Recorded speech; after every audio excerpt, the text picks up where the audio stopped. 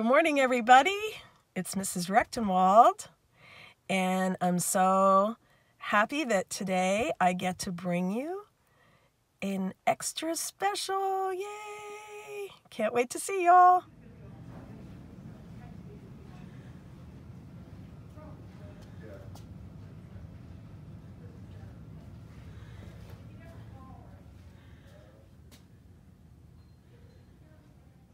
Okay, I'm not actually in your room. I'm next door.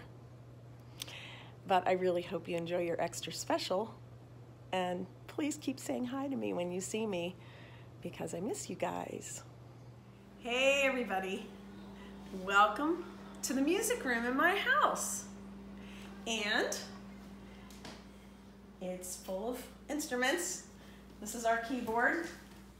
I'm not a super pianist, but I can play a little bit. We actually own, this cello down on the floor was my original cello, but it doesn't have strings on it anymore. It's a 3/4 size, not a full size. And it's very, very old.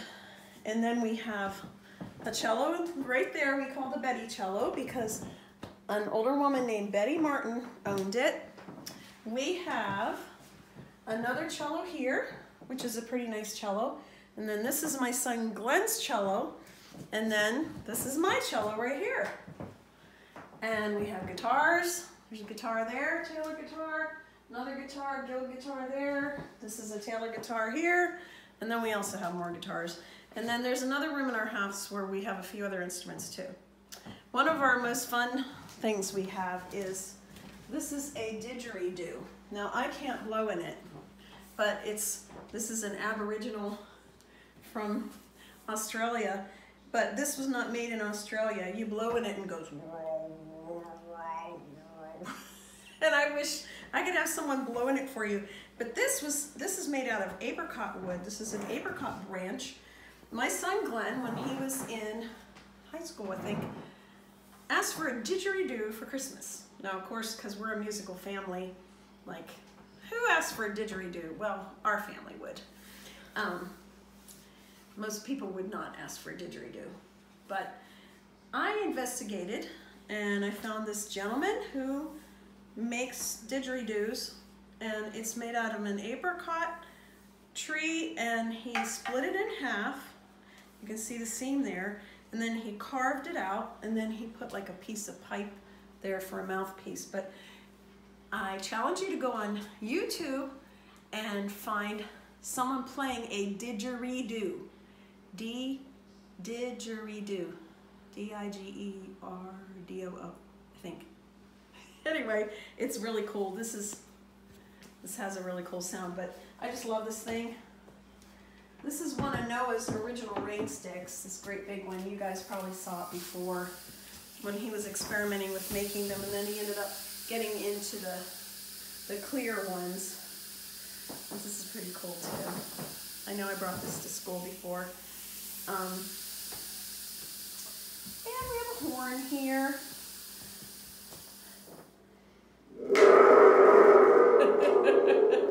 And this is where the thunder drum goes. It stays right there. And here is slide whistle. And what else did I bring in that day when I brought in toys? Oh, and the kazoo. That's the little trombone. But they all are right here on this table.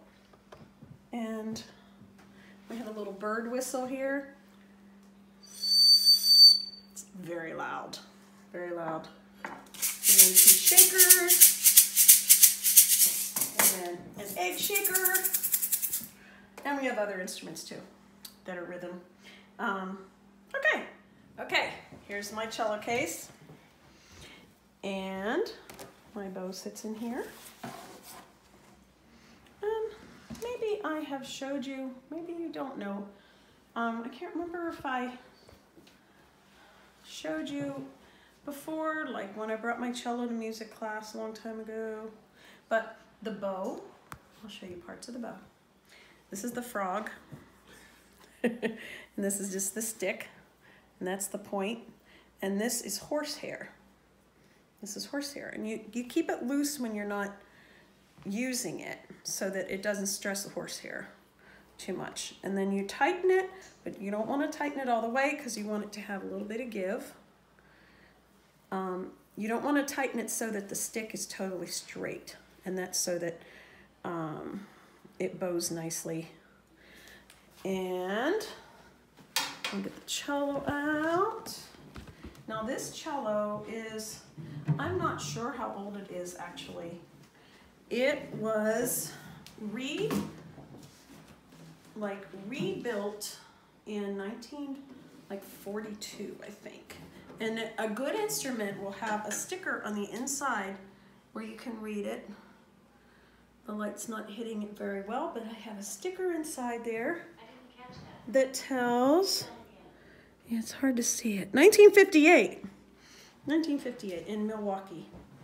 And so I would assume that this cello is a lot older than 1958. It's probably 100 years old. And it doesn't matter because an instrument, a newer instrument isn't as good as an older instrument.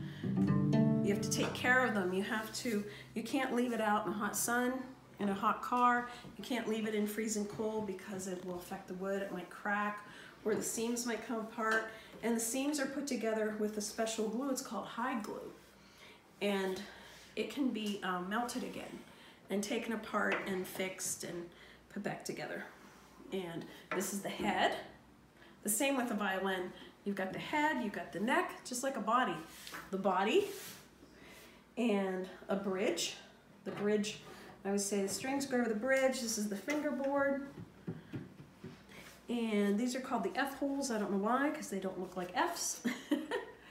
And then inside is a sound post. It's a wooden post that is straight up and down like this, so that the back and the top will resonate properly.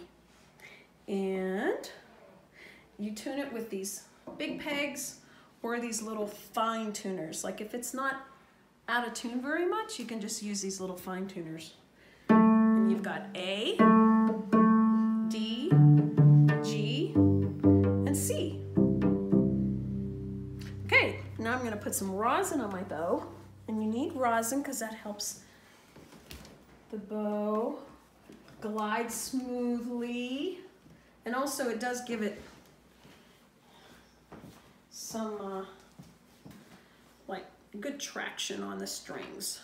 So rosin is made out of pine sap, and which is really cool. I don't know how that ever came to be or whoever thought of that. But that's what it is. I'll put this away. And okay, I'm gonna play my cello for you. And I love musicals. And I know I've told you guys that before. And this one is one of my favorites. I've never been in love before. It's from Guys and Dolls. And I'll give it a try.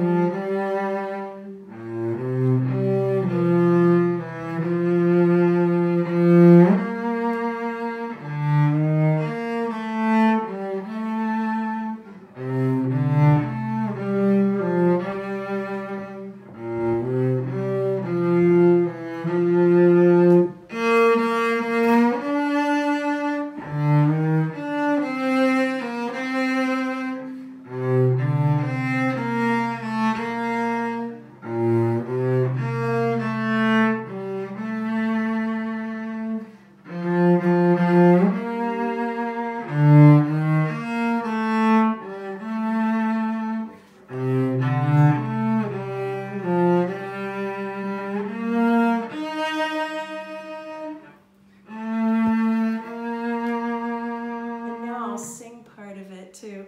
I've never been in love before. Now all at once it's you forevermore. I've